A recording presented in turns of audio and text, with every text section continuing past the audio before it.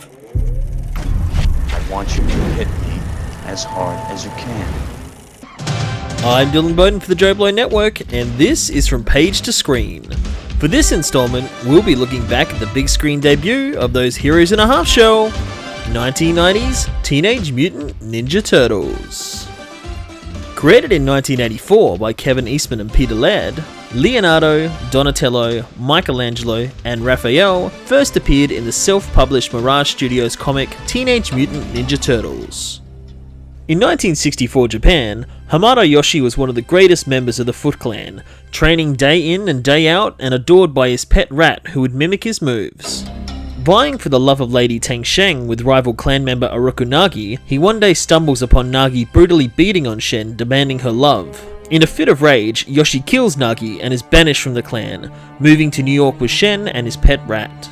Years later, Oroku Nagi's younger brother, Oroku rises up the ranks of the Foot Clan as their reach spreads across the globe, and takes revenge on Yoshi, killing them both under the mantle of the Shredder, and leaving his pet rat abandoned to live in the sewers of New York. One day, a young boy returning home from the pet store is almost hit by a truck transporting hazardous chemicals. He drops his bowl containing 4 pet turtles, which smashes and releases them down into a sewer, along with a broken chemical canister that fell off the back of the truck. Found covered in a mysterious ooze by the rat, he takes them in and cares for them, as they all slowly begin to mutate into humanoid-like creatures with the ability to speak. Naming him Splinter and treating him as their father, he trains the turtles in the ancient art of ninjutsu learned from his owner, and as they grow up into young adults and use their skills to thwart threats to the city, lurking in secret as the vigilantes known as the Teenage Mutant Ninja Turtles. Printed in black and white, the first issues were dark, gritty and violent. The initial idea came from a rough sketch by Eastman during a night of brainstorming, showing a short turtle wearing a mask with nunchucks strapped to its arms, and calling it a Ninja Turtle. Laird sketched his own version, adding Teenage Mutant to the name.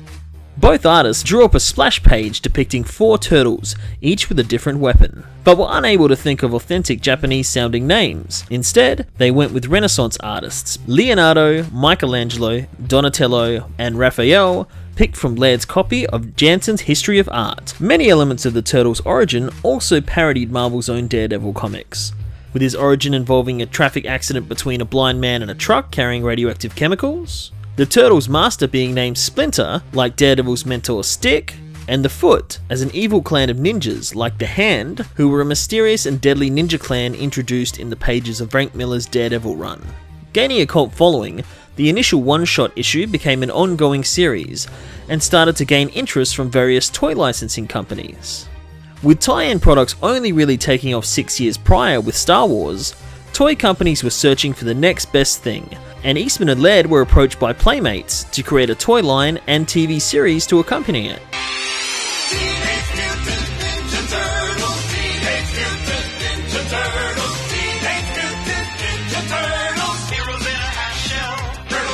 Considerably lighter and more family-friendly than the darker tone comic, a 5-part miniseries debuted in 1987 and launched the characters into mainstream popularity.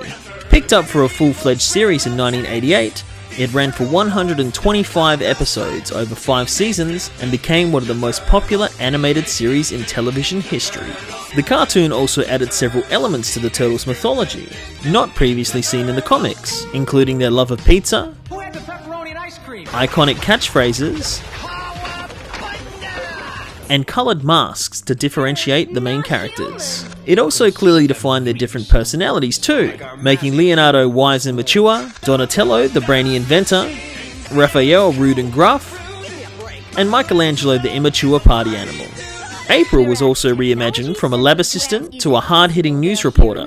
Splinter's origin was changed to actually be Hamato Yoshi himself, and the Foot were altered from highly trained ninjas to robots, to stop the promotion of the Turtles using their weapons on real people.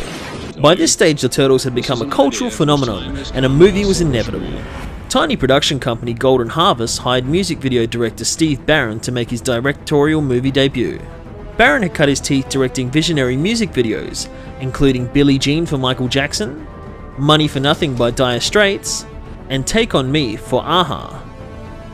To bring the Turtles to life, producers turned to master puppeteer Jim Henson, best known for creating The Muppets and Sesame Street, and his company, the Jim Henson Workshop, who had recently created amazing animatronic characters for the movies The Dark Crystal and Labyrinth. Utilizing state-of-the-art technology, each turtle required at least 3 performers to bring them to life, with one performing the stunts, one controlling the lips and facial movement, and finally a voice artist for the final dialogue. Great! Go ahead! We don't need ya! Surprisingly, for a movie aimed at the cartoon's audience, primarily children, it kept very close to the dark feel of the original comics, including the origin of the turtles, the history between Amato Yoshi and Splinter, and several key scenes from the comics, including Raphael meeting Casey Jones for the first time, About a 5-minute game misconduct for roughing. the injury of a turtle at the hands of the foot, No, he's alive. Barely. their time away at April's family farm to recover, Gilligan was a geek, Bufferoni. and their final rooftop showdown with the Shredder. What this is? Though at the same time, the movie also incorporated many elements of the animated series too, God, I love being a turtle! including April being a news reporter, the turtles having different coloured masks, surfer-style catchphrases, Awesome! Bodacious! and an obsession with pizza.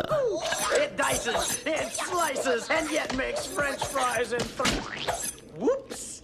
While the film was set in New York City, most of the filming took place in North Carolina against fairly obvious skyline backdrops, with only a couple of location shoots done in New York City to capture the famous landmark areas. The movie also has many Easter eggs and references scattered throughout. All 4 actors who physically portrayed the turtles in suit also have cameos in the film. John Payas, who plays Raphael, plays a passenger in the back of a taxi cab. What the heck was that? Looked like sort of a big turtle in a trench coat. Michelin Sisti, who plays Michelangelo, plays the pizza delivery man who delivers the pizza into the turtle's sewer. Just slip it down here. I gotta get a new route. Leif Tilden, who plays Donatello, plays the foot messenger that meets April in the subway station, and David Foreman, who plays Leonardo, plays a gang member in the warehouse during Casey's fight with Tatsu.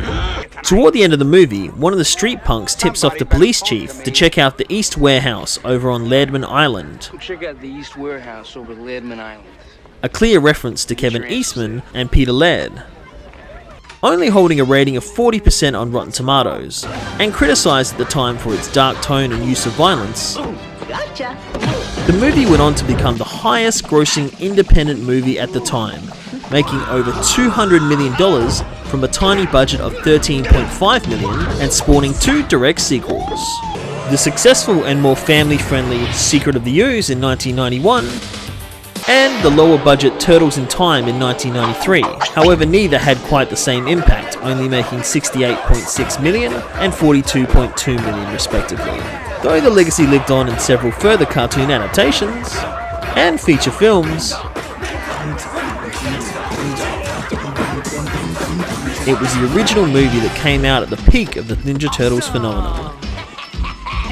Righteous! Bossa Nova! Bossa Nova? And is most fondly remembered as the true live-action version of Turtle Power.